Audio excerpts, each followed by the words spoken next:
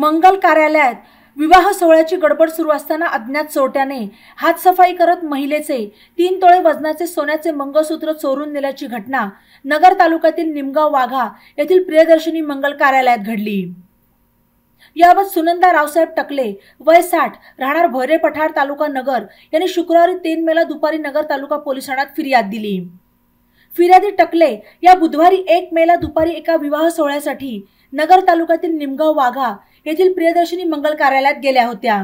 त्या विवाह सोहळ्याच्या गडबडीत असताना दुपारी 3 ते 5 या कालावधीत अज्ञात चोरट्याने त्यांच्याकडील 3 तोळे वजनाचे सोन्याचे मंगळसूत्र त्यांची नजर चुकवून चोरून नेले।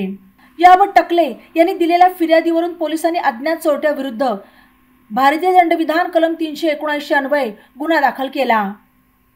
ई नवा मराठा यूट्यूब चॅनलला सबस्क्राइब करा आणि बेल आयकॉनवर प्रेस करा।